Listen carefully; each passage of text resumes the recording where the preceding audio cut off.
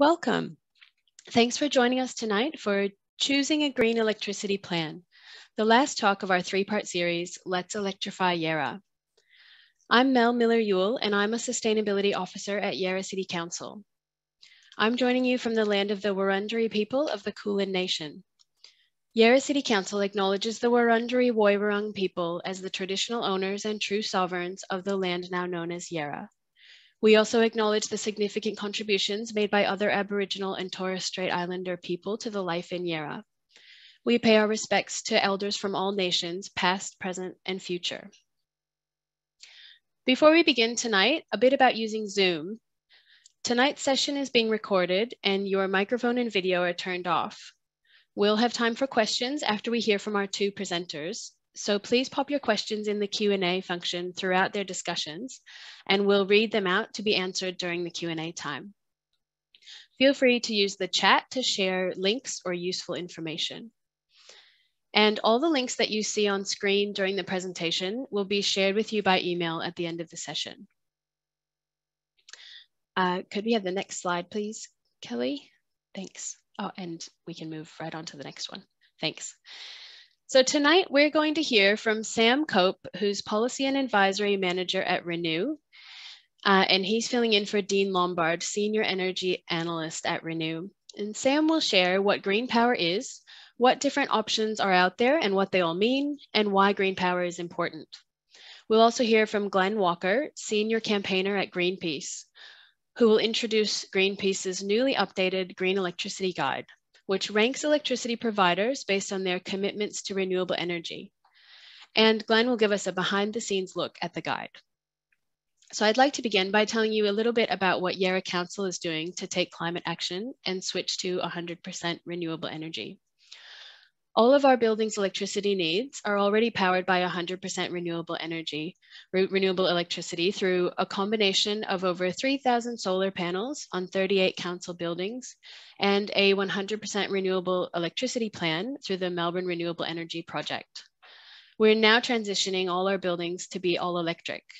We've electrified 10 council-operated small buildings, and we're in the process of electrifying 10 more. And by 2030, all of our buildings will be all electric, powered by renewable energy and with no use of gas.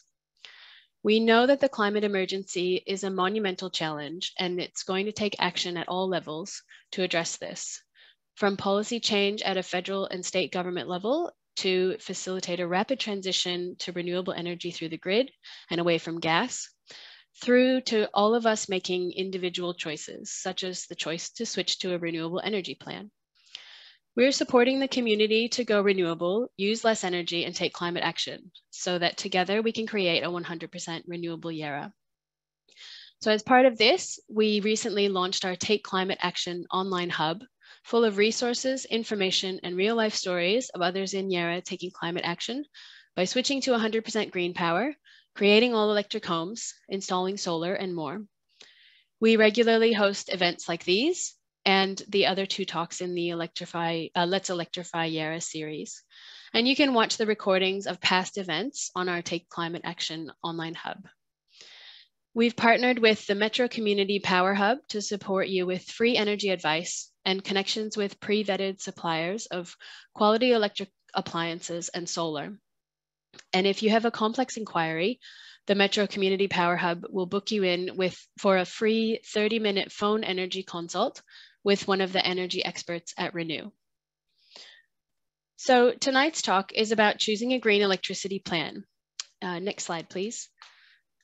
It's the third in our three-part series, Let's Electrify Yarra, which is all about creating all electric homes powered by renewable energy. In the last two talks, we heard environmental scientist, ABC Gardening Australia presenter and author, Dr. Josh Byrne, discuss why create an all-electric home and share examples from his consulting practice and retrofitting his own sustainable house to be all electric and powered by renewable energy. We heard Tamara DiMattina, founder of the New Joneses, share an example of an all-electric homeowner that the New Joneses met on their recent road trip series of videos. We heard from a Yarra resident about creating his all-electric home, and from the Metro Community Power Hub about how they can support you to go all-electric and install solar. And we looked at what an all-electric home is, a home where the heating, hot water, and cooking are electric, meaning there's no use of gas. We talked about the why and how of switching these three appliances to electric. And so now we come to the next piece of the puzzle, powering your all-electric home with renewable energy through a green electricity plan. Choosing green electricity, whether it's as 100% green power or by choosing an electricity retailer with strong renewable energy policies, is a key part of creating an all-electric home. But it's also something that everyone with an electricity bill can do. It doesn't matter if you already have an all-electric home, if you're considering going all-electric, or if you're renting or living somewhere else where it's difficult to switch your appliances. Everyone who can choose their electricity plan can make the switch to a 100% green power plan, an electricity retailer with strong, credible commitments to renewable energy, or both. And this is a simple way that you can take climate action. Our speakers will have a lot more to say about that. So now I'd like to introduce Sam Cope. Sam is Policy and Advisory Manager at Renew. Renew is a national not-for-profit organization that inspires, enables, and advocates for people to live sustainably in their homes and communities. Since 1980, Renew has provided expert independent advice on sustainable solutions for the home. And now I'll hand over to you, Sam. Thanks very much for the introduction, Mel, and some great incentives, imperatives, and actions going on there in the city of Yarra. I'm just going to share my screen, get that side of things sorted. And thank you all for taking part in this session. And also thanks very much for the invitation to present. Dean does send his apologies. He's recovering at the moment. I spoke to him earlier this evening or this afternoon, and he was disappointed not to be able to be here, but I'm excited to be here in his place and to be talking about GreenPower with you. So just a little bit about me. I began relatively recently with Renew at the end of last year as Policy and Advisory Manager, and I head up a team that does quite a wide range of work, consulting and providing advice to individuals. And Mel mentioned the partnership with the Metro Community Power Hub that we provide a 30-minute consultation, one-on-one consultation as part of, which is available to all of you. And Mel's going to be sharing those details with you as to how you can become, how you can register for one of those sessions if it's a more complicated consultation. We also do, Dean himself actually is an energy analyst and does quite a bit of work in renewables and the energy network and breaking down the obstacles to providing the optimal situation for end users and consumers for renewables in the grid. We also do quite a bit of advocacy work to industries and governments on trying to bring about positive policy change in the area of energy and energy efficient housing, renewable energy and energy efficient housing. And we've recently completed a campaign leading a coalition of 52 organisations to raise the minimum standards for new builds from 6 stars to 7 stars under the NATA's scheme. And there's a decision due in July, so we've all got our fingers crossed that's going to be a positive outcome. That's a bit about me. I've got that's a bit about Renew and the team that I head up. I've got a background in physics, have dabbled in being a professional musician and getting into the classroom and teaching senior physics and mathematics. And more recently, I completed a Masters of Energy Efficient and Sustainable Building at RMIT, which led me to get involved in sustainable building consultancy and then finding myself in my dream job at Renew, which is fantastic. So here we are, and let's get the ball rolling on this presentation.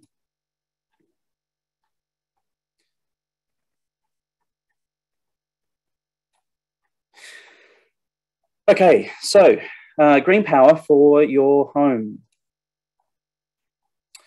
I'll just provide a little bit more background on Renew as an organisation. There's some text there for you to skim over, but in short, Renew is a national community-based not-for-profit organisation we've been inspiring and enabling people and communities to live more sustainably since 1980, as long as I've been around.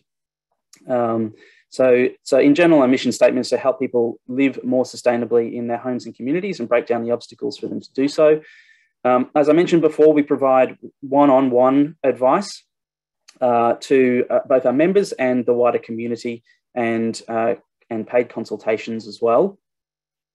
And our member base is kind of our strength, because essentially we get the chance to advocate for them right up the top of the chain when we're working with industry and governments to bring about change, basically kind of on their behalf. So I think we're really uniquely placed as an organisation, having that touch point at the grassroots level, and being able to directly advocate for those people, essentially people that live in homes, not necessarily houses. I use homes carefully to encompass people who do live in multi-residential buildings as well. We also, some of you might be familiar with our publications. So we sell magazines and hold events as well, right around Australia. So we've got Renew magazine, which is a technology, Renew magazine, focusing on technology for a sustainable future. So with a spotlight on things like products, tools, and techniques for living more sustainably. A little bit more of a technology focus in that one. Sanctuary magazine as well, focusing on modern green homes. A little bit more of a sustainable architecture and house design approach. And they complement each other very well. We also have lots of information and resources on our website, and that's where you can access our membership, as well as some of the advisory and consultative services that we offer. And we also work in a consultative capacity with businesses and communities and local government as well.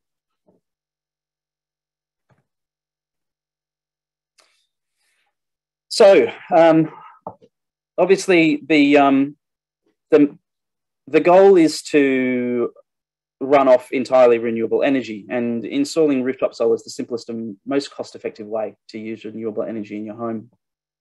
But there's a lot of people who might not be able to, for various reasons. So it might be that you've got bad orientation, or not a suitable roof, overshadowing problems, or just simply too complicated in the roof pattern. A lot of hip roof patterns on older houses tend to have quite complex roof lines and don't lend themselves well to the geometry of solar panels. You might not have a roof at all. You might live in an apartment block. So some apartment owners might own some roof, but in some cases, the owners corporation puts restrictions on what you can do with that roof anyway. Some owners corporations have worked out ways to enable solar for apartment owners, whether or not they own roof, and that's a developing sector. Some renters of houses have been able to convince their landlords to install solar, sometimes with cost sharing and sometimes not. And there's been at least a first sort of step with Solar Victoria and the incentives for renters to install solar on their roofs. So sometimes we've got ways around these and sometimes not, but it's not always practical to rely on solar for renewable energy. So what's the solution to this? If you do want to be, if you do want to purchase electricity from the grid more responsibly, with more sustainable imperatives in mind. So one option is GreenPower. You pay a little bit extra to buy that renewable energy from the grid. So in this session, I'm going to explain what GreenPower is and how to choose it for your home. And then there's other stuff such as neighbourhood batteries and community energy products. It's a whole other topic, really, and these are not widely available yet, but they will be in the future, and you might be aware of some pilot programs that are running at the moment in your communities you might have been hearing about. So what is GreenPower? GreenPower is a government-backed scheme to support new investment in renewable electricity. Okay, I'm sure that simplifies it entirely for everybody. Let's dive in a little bit more. So let's look at a few different definitions here. So when we talk about 100% renewable, we're referring to the generator. So the generation business only owns renewable generators. And an example of this is Red Energy. I'm actually with Red Energy for my electricity plan. I live in an all-electric home, thankfully. So that generator doesn't profit from dirty energy, but that doesn't necessarily mean that all the energy that you buy from them comes from renewable sources, because the energy market is more complicated than that in the way that it works. Next up, you've got the 100% carbon neutral category. So in this case, you're not part of the problem in terms of your energy use, because the retailer buys as much renewable electricity as it can and then offsets everything else. So an example of this is PowerShop. And in this case, your usage doesn't cause any net increase in emissions, but you're not necessarily part of the solution either. You're not actively bringing about increased proportions of renewables in the grid. With GreenPower, especially 100% GreenPower, the retailer buys extra renewable energy certificates to support new investment in renewable electricity. So this is an active action. So all of your usage then supports the equivalent growth in renewable energy. So there's something to note here as well, which is that the generator, just for clarity of definitions, the generator makes the electricity or produces the electricity, and the retailer then buys it from the generator and sells it on to you. But there's an extra category here as well. So there's an extra category called, we have to be very careful in the way that we pronounce this, a gentailer. It's perhaps tongue-in-cheek, a little bit tongue-in-cheek. This is a serious category. You have to be a little bit careful with the way that you pronounce this. They make the electricity, they buy it from itself, and so they buy it from themselves and then they sell it to you. They make the electricity, buy it from themselves, sell it to you. So it's kind of a one-stop shop in a way. Now, they can't necessarily provide all renewable power because they might not have enough to supply the demand, but they will buy as much as they possibly can from themselves to sell to you. And Red Energy is an example of one of those because they own the Snowy River hydropower scheme as a renewable energy generation source.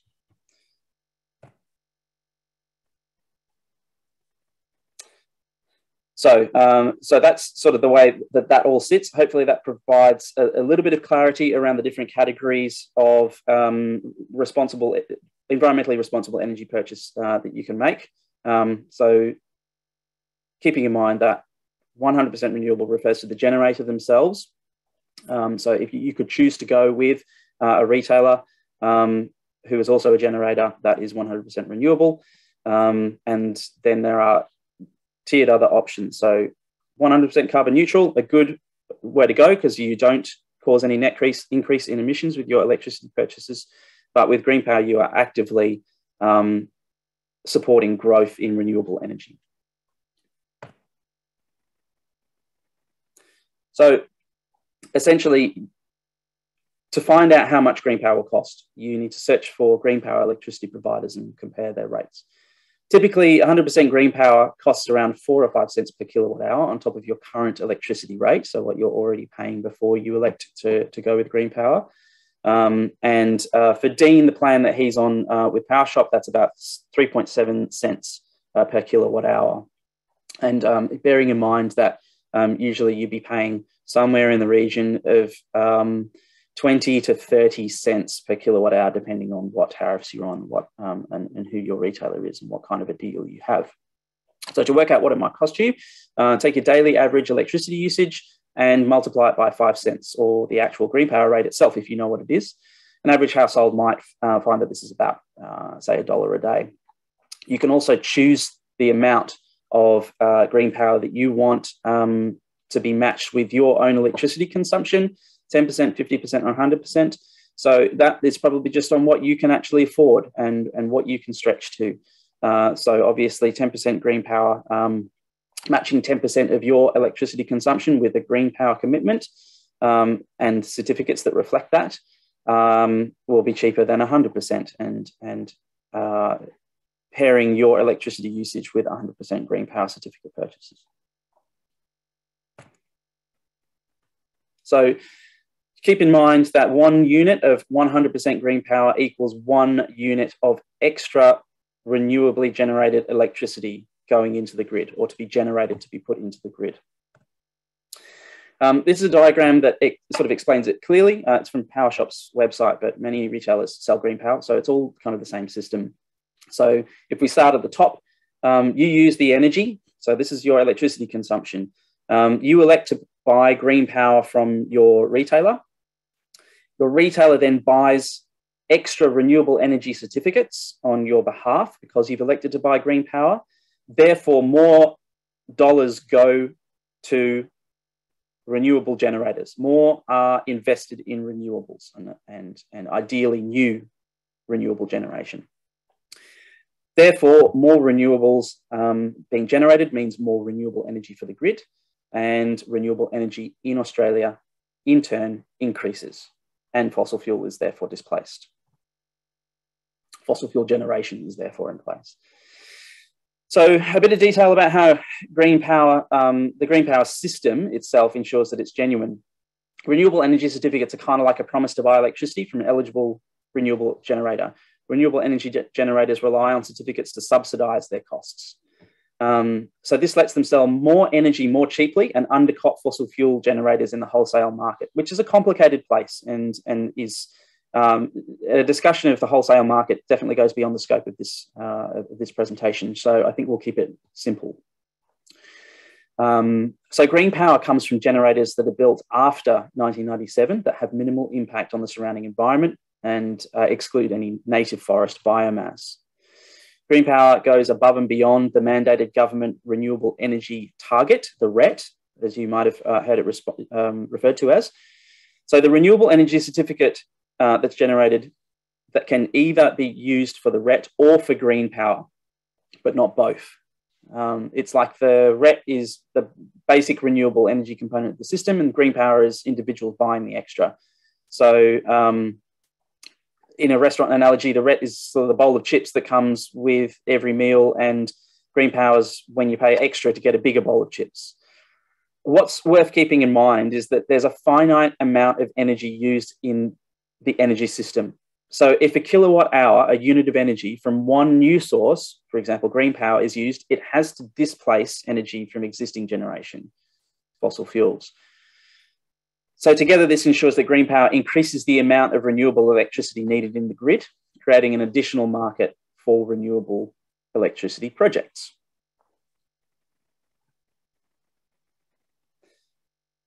Green power goes really well in an all-electric home, and you can pair it with solar generation as well, because then you're going beyond 100% generation, and for that electricity that you use during non-generation times, you can be safe in the knowledge that you are using green power and encouraging extra renewable generation for the grid. If you move your transport energy usage to zero emission, so for an example, an electric vehicle, you can be fully zero emission home, including your transport. So unless you start then thinking about the embodied emission of your food and other purchases, which becomes quite a complex calculation. So let's look at finding a good green power deal. So there's a few different sites that are available for comparing and contrasting. If you're using Victoria Energy Compare, green power offers are actually marked in the results, and you can filter your results to only show green power offers. However, you can't actually tell what proportion of green power, so 25, 50%, 80%, 100%, they are, unless you actually look at the individual offers, each individual offers information screen. Whatever, as an alternative, lets you specifically search for 100% green power offers, and it has some other useful features at home as well. And then also, as an alternative to these two, there's the Greenpeace Green Electricity Guide, which Glenn's going to be talking about after me. It's worth knowing how to read your bill to find relevant info to be able to compare deals on your bill.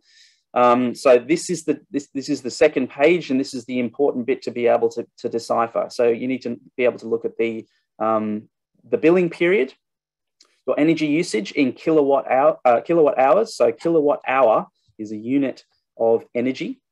You might need to add these together if you've got different blocks, or you might need to use them separately if you've got peak and off-peak or a controlled load on your bill. You've got the energy price per kilowatt here, the daily charge, that is just the daily sort of flagful, the charge for having an electricity connection to your home. The billing period that it goes over, which you might need to know for comparing things on one of these comparison sites. And the average daily usage, which is also useful in making comparisons. Keep in mind, though, that, of course, between seasons, your energy use will fluctuate quite significantly, and you're more likely to get peak usage in winter because we're in a heating climate in Melbourne, and followed by summer, where you're possibly using the air conditioning as well. So it's better to use a year's worth of bills for the best comparison. So that's mostly my bit about GreenPower. I'll just say a couple of things about the future options for electing through renewable energy sources as well. So neighbourhood batteries are starting to emerge. So these are collective batteries that are going to soak up the excess solar during the day for use at night.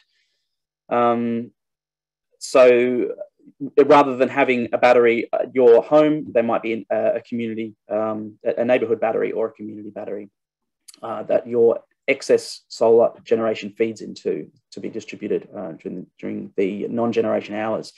Also, community energy, so shared small and medium scale solar or wind generation plants where you would be able to buy at a cheaper price, or you might have a share ownership in it and get it at cost. The regulatory issues for both of these are about the charge of use for the network, because currently there's no provision to charge less for the use of local network only, and being able to have more than one retailer, because you might want to buy from the community energy provider when they have enough, and from the another energy retailer when your community doesn't have enough energy for you to buy. So this is in a development area. And there are a few of these projects operating as trials using special regulatory provisions and friendly retailers. And there's a pathway to regulatory reform that's slowly progressing. This is something that Dean's working on specifically at Renew. And if you want to know more about this, local councils and community energy groups are your best point of contact for these types of initiatives in your area. That brings my part of the presentation to a close. So there's just some details about our website there, and a link for becoming a member if you're interested in joining Renew and receiving our 2 excellent publications. So thank you very much, and I'll throw back to Mel now. Thanks very much, Sam. That was really interesting to hear about the different options that are available and the difference between what it means to be 100% renewable or 100% carbon neutral versus 100% green power. I think we certainly have heard a lot of questions about those different options from people in the past, so it's really great to have that explained so clearly. And now I'd like to introduce our second speaker, Glenn Walker. Glenn is senior campaigner for Greenpeace Australia Pacific, leading their campaign to transition away from coal to renewable energy in Australia by 2030 at the latest. Before working on energy issues, Glenn has worked extensively on river conservation, deforestation, land carbon, offshore oil extraction, Indigenous conservation, and protected area creation. Greenpeace has been campaigning for a green and peaceful future for 40 years. Their campaigns include working to create a coal-free future and calling on Australia's biggest electricity-using companies to switch to 100% renewable energy, as well as extensive work to protect forests, oceans, and the Great Barrier Reef. And just before I hand over to Glenn, just a very brief introduction to the Green Electricity Guide, which is what Glenn is going to be talking to us about tonight. The Green Electricity Guide is an easy way to find out which electricity providers are credible on the environment and which are not. Greenpeace has independently ranked Australian electricity providers from the greenest to the worst for the planet.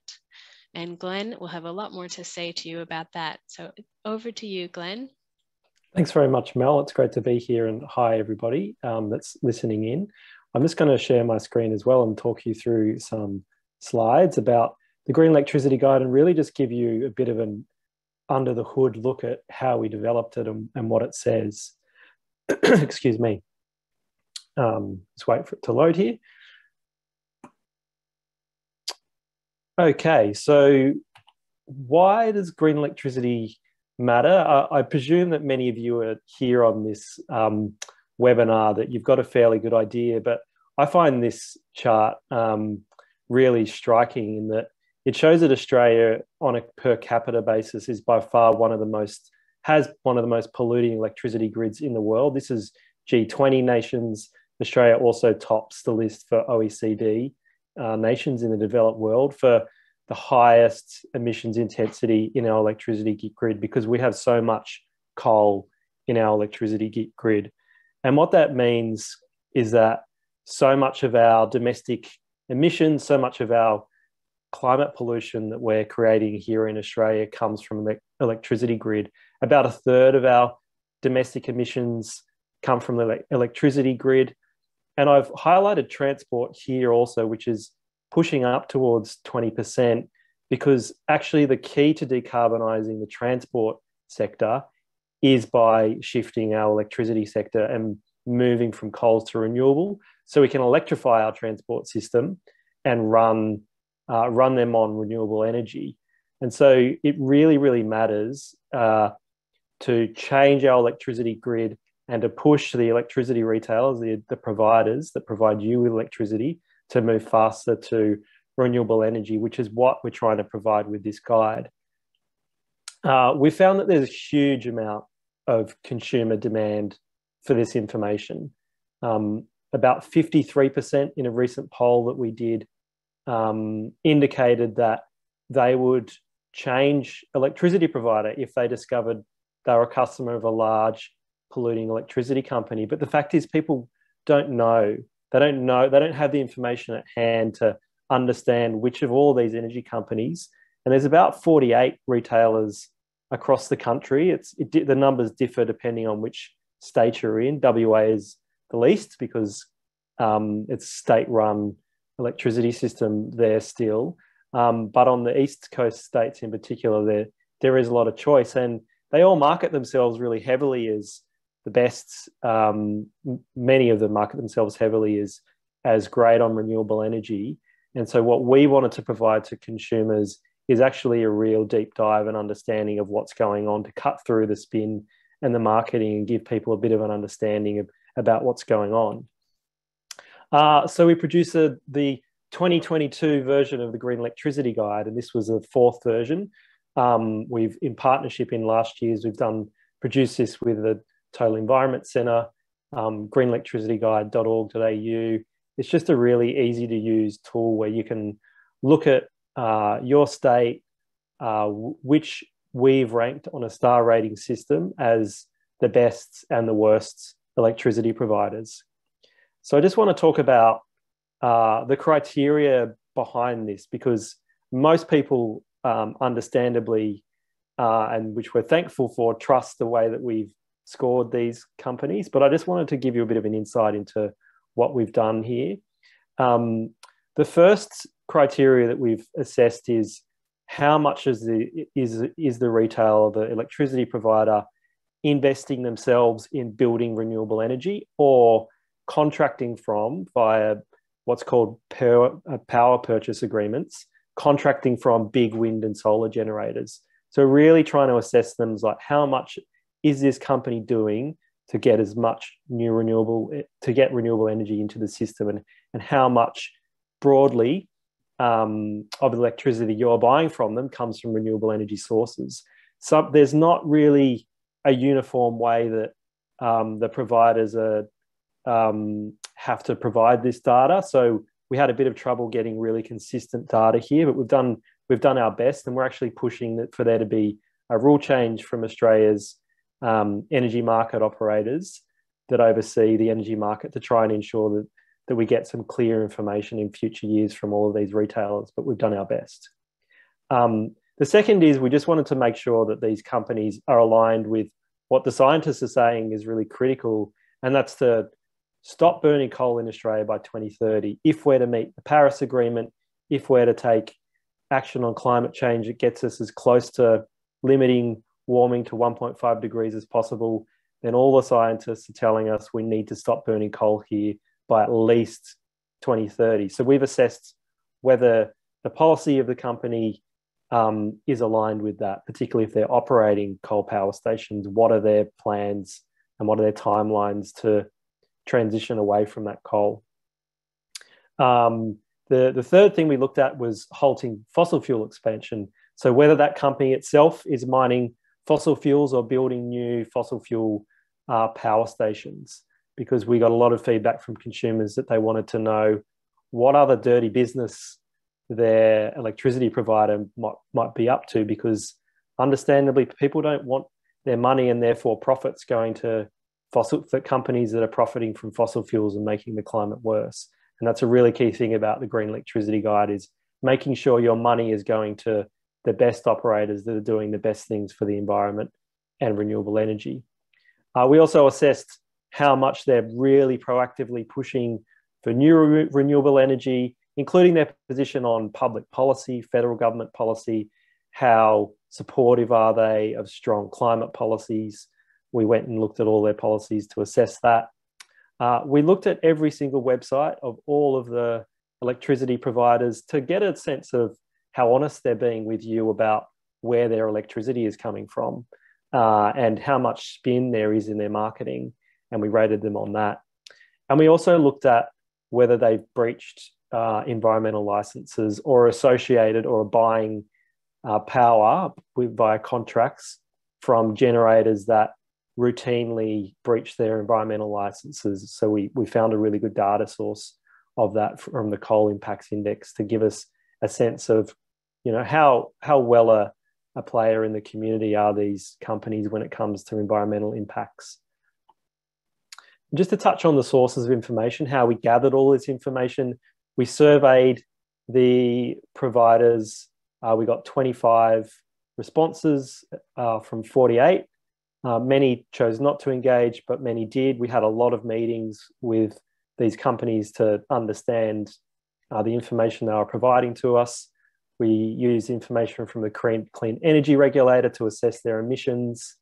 We looked at the positions on a thing called Coal Keeper, i.e. were some of these companies supporting big subsidies for coal power stations.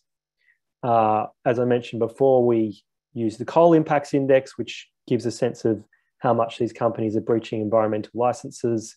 And we looked at the coal closure dates, an average emissions intensity from some of these companies provided by the Australian Energy Market Operator, as well as the websites and the marketing materials of these companies to assess the level of greenwashing that we're perceiving. So just talking about the rankings, because there are 48 of them on the list. So I just wanted to give more of a grouping about kind of the trends that we found in our rating system. There were two that really stood out, Diamond Energy and Anova.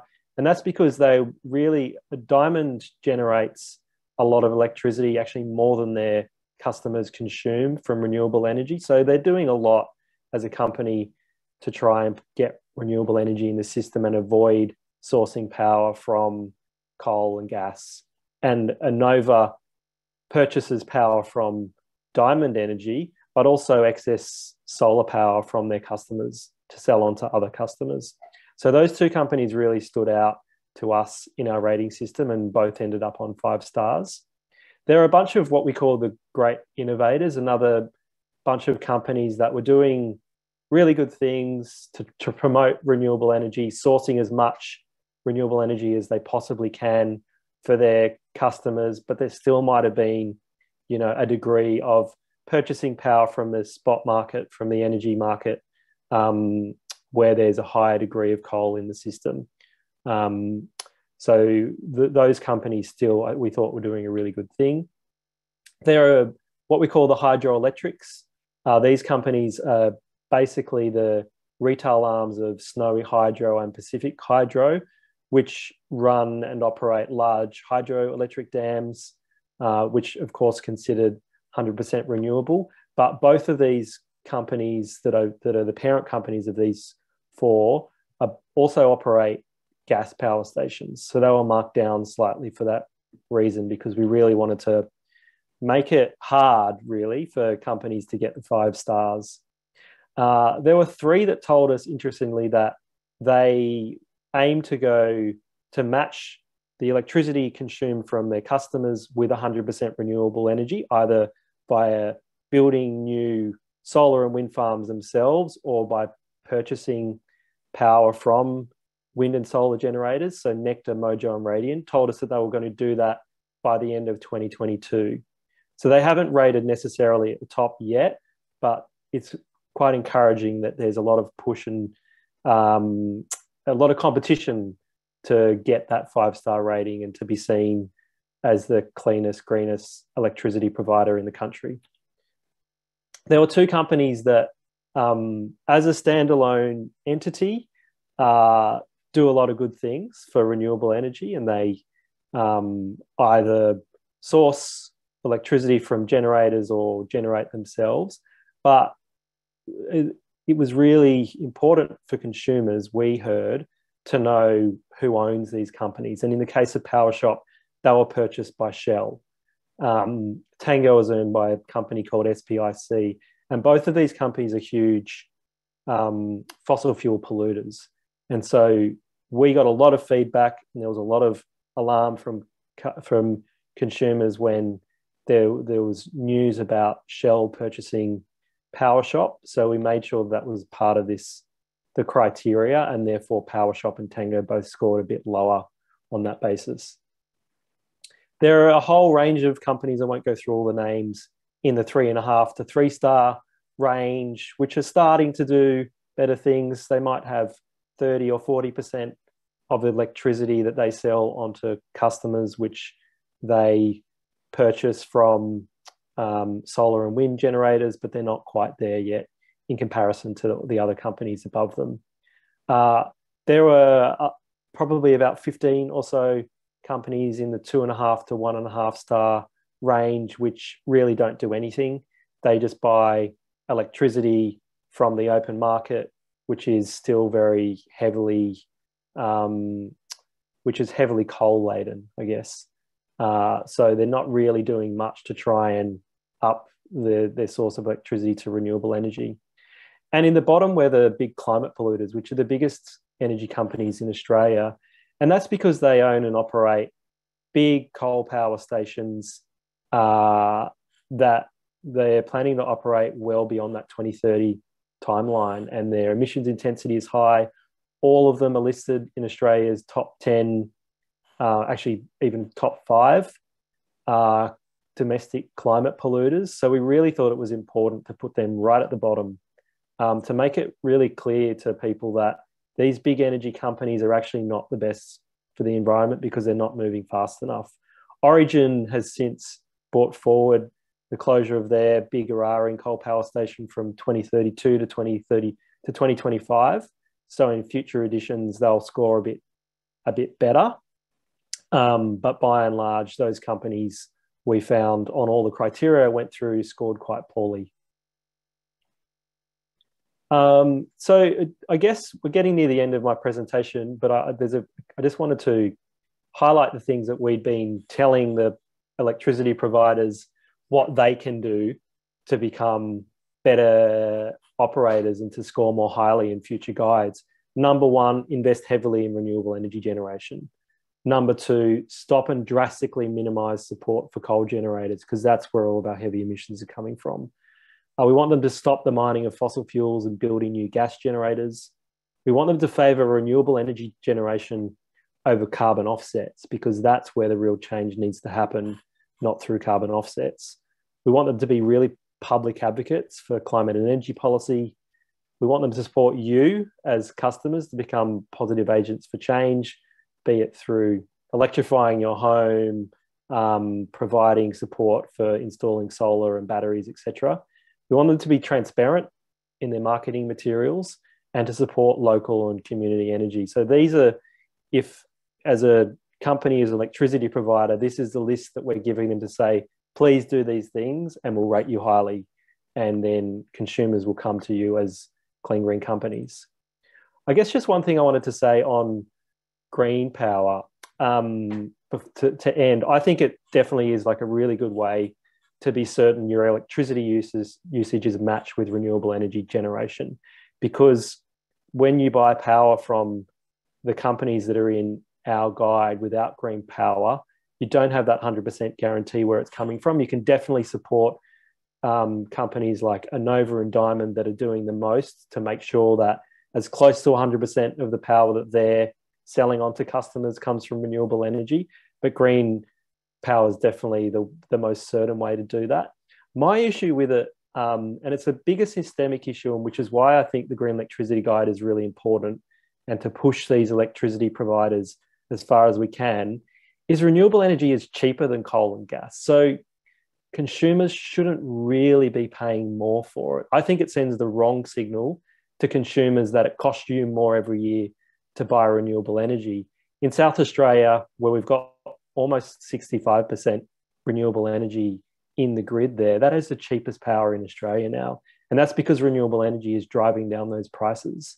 So I think the ideal outcome is forcing all of the electricity providers to source as much of their energy from renewables and to not charge consumers more, because in the end, it's cheaper for them to do so as well. I appreciate that in the interim, while we're pushing for that GreenPower is a good way to be assured of where your power is coming from. But I think it's also really important to recognize that as a consumer, you have a lot of power to also help shift how these electricity providers operate, and to make sure that the cheap energy that they will produce via renewable energy flows onto your electricity bill. So the change really needs to come from providers as well as the individual. And that's my message really that I'd leave on GreenPower. And that's it for me. Thanks very much, Glenn. That was really great to hear all about the newly updated Green Electricity Guide. And yeah, really great to hear how GreenPower and the Green Electricity Guide both address this issue in different ways, and can both be a great resource and a great thing to sign up for, and a great resource for people to use. So we'll go straight into questions now. We have some questions that have come in. Before we begin with questions, I'd just like to introduce Anja Voigtbauer, and I'm very sorry, Anja, if I've mispronounced your name. Anja is Program Administrator of the National Green Power Program with the New South Wales Office of Energy and Climate.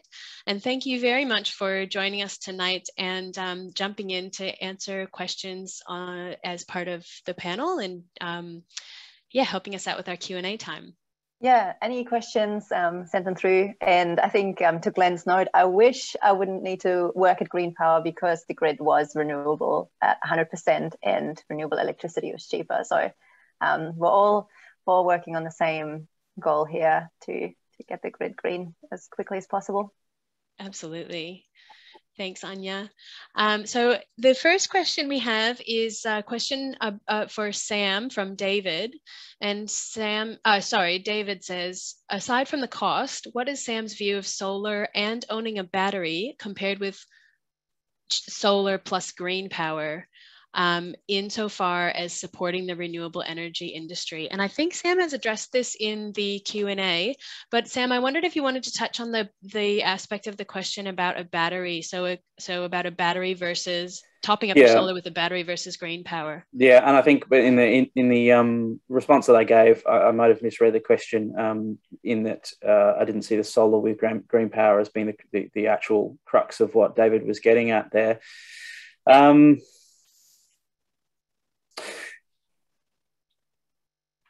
It's not necessarily, first of all, I'm just going to say this is not my area of expertise, and Dean would be much better placed to answer this question than me, so I apologise that he's not here. So coming at it with slightly more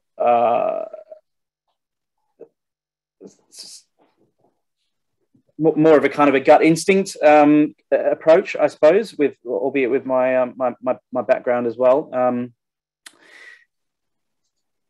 It's difficult to separate the cost, really, because that's one of the biggest distinguishers and one of the biggest factors in choosing to go for a battery. I think at the moment we're on the cusp of battery technology and battery costs changing significantly, as well as seeing the fruits of all of these community energy and distributed energy resource initiatives. Also, hopefully, we see a lot more in policy change with our new federal government and a little bit of action in that space. So, I think I could answer right now and give you an opinion, but I don't necessarily think it's going to be applicable for a long time.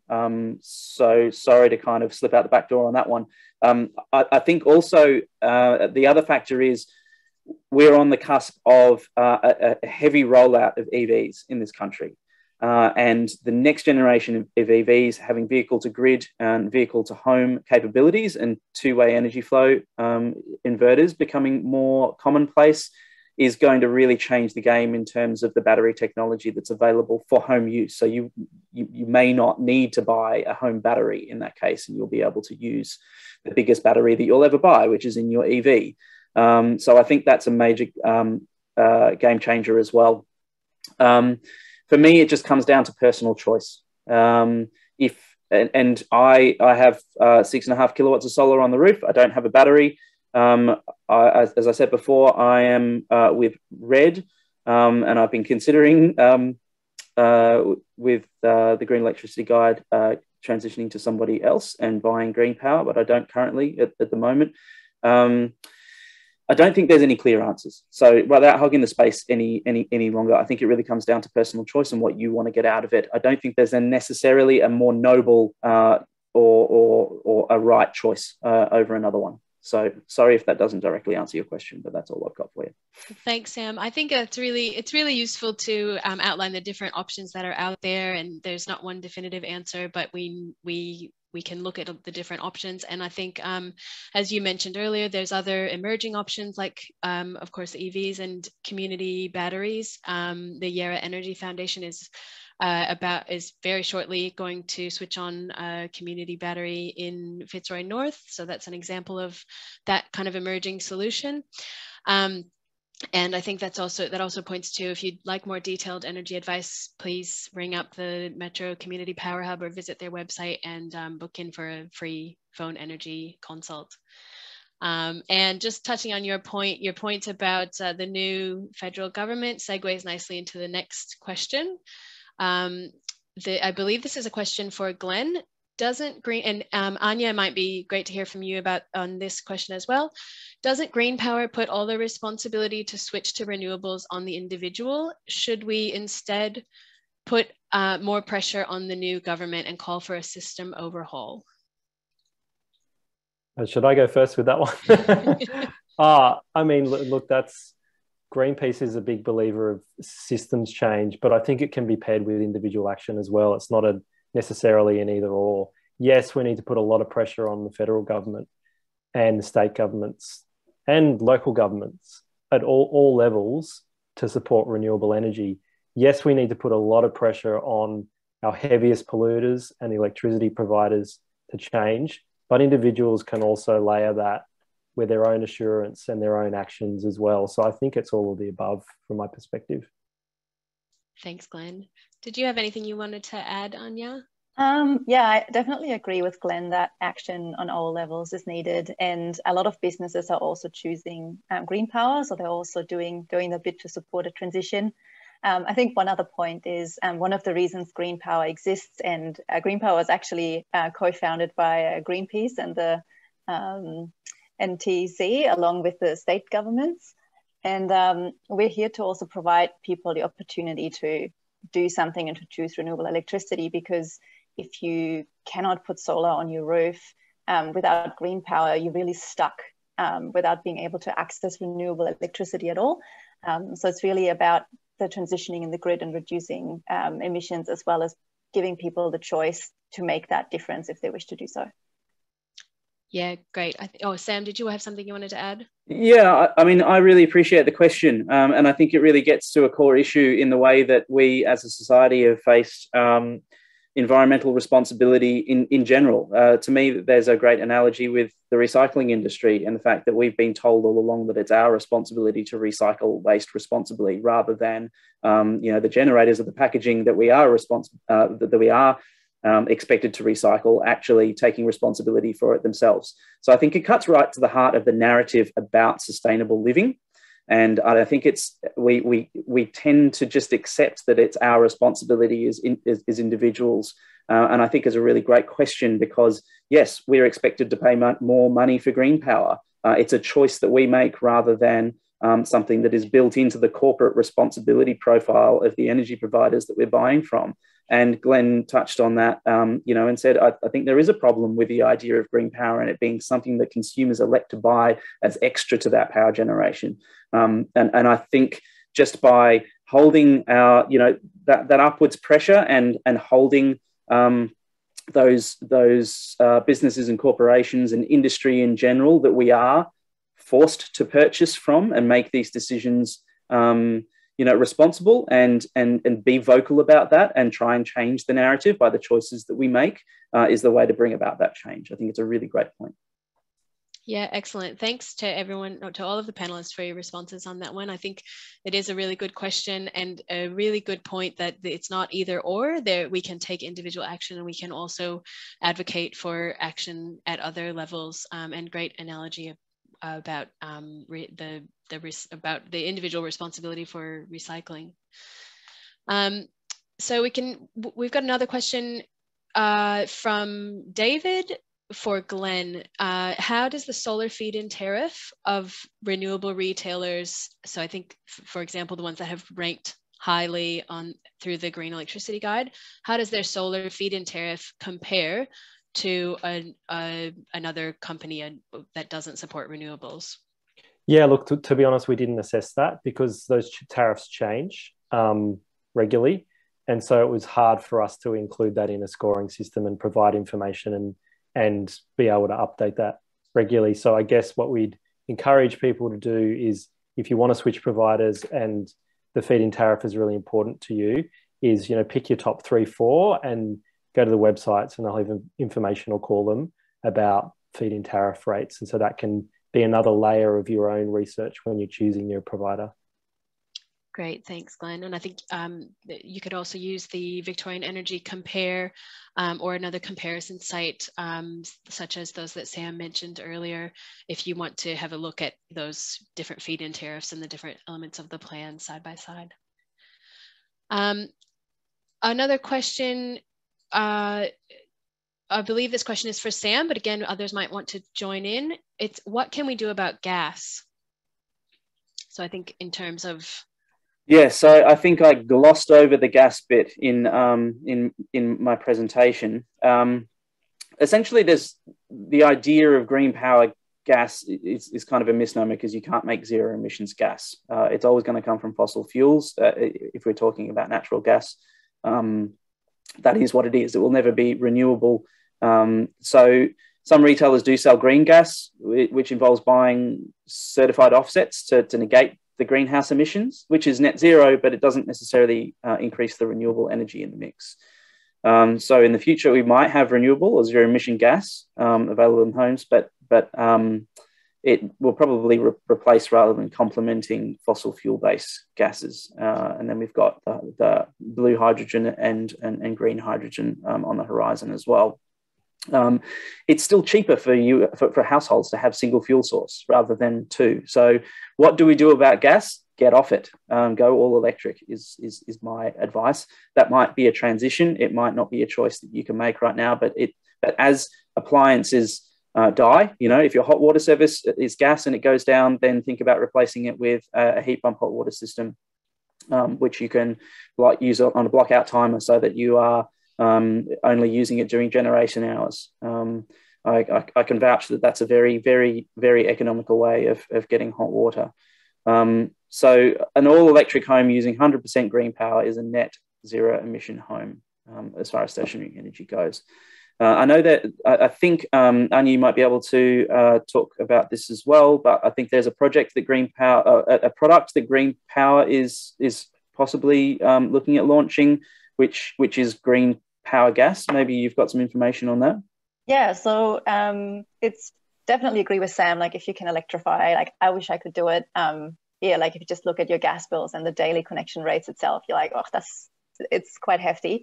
But yeah, GreenPower is running a pilot with Gemina Gas. So they're using from the Malabar wastewater treatment plant, they're trying to capture the gas and change it into biomethane that can be re-injected into the grid. So capturing those, it's really early days. The pilot is working out how a registry system can be set up, similar to, you know, how the renewable electricity certificate system works in the background for electricity. But yeah, if there's people interested, we've got some information on our website, and always welcome interest and feedback. When it comes online, I think initially it'll be aimed at organizations that cannot go away from gas. So there's some industries that, for example, if you look at brickworks or some other industries that just cannot electrify because they need that really hot heat, they're really the ones that should continue, like should look at these renewable gas options, and everyone else electrify. Fantastic. Thanks, Anya, and thanks, Sam. Yeah, really, again, great to hear about emerging solutions that are coming online or coming on soon. And Sam, thanks for reinforcing what these webinars are all about. This is part of our Let's Electrify Yarra series, so we're certainly encouraging everyone who can to get off gas and go all electric.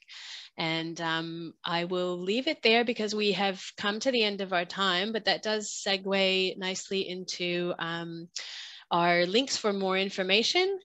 Kelly, if you would be able to share that slide, we'll have a look at that. And I want to say a big thank you to both of our speakers, Sam and Glenn, and also to Anya for joining us for the panel at the end. And a thank you to all of you for coming along tonight. So to find out more information, you can visit the Green Electricity Guide. So please do check out the Green Electricity Guide and see the rankings. Visit renew at renew.org.au for all kinds of information on going all electric, green power, and all kinds of other actions that you can take to take action on climate. For more information about going all electric in the city of Yarra, or even if you're not in the city of Yarra, you can visit yarracity.vic.gov.au/all-electric-home, which is where you can also view the other two recorded webinars from this series. You can learn about comparing 100% green power plans and watch the video tutorial featuring Dean from Renew at yarracity.vic.gov.au/renewable energy. And again, the link for free energy advice and also a no obligation quotes for electric appliances and discounted solar, visit mcph.org.au. That's the Metro Community Power Hub. And you can visit greenpower.gov.au to find out more about the Green Power scheme. So thank you all for coming along tonight. I hope we did manage to get through most of the questions. If you had a question that wasn't answered, please do get in touch with the Metro Community Power Hub and book in for a free free phone energy consult to get your questions answered. And have a lovely evening. We hope to see you again at another event soon.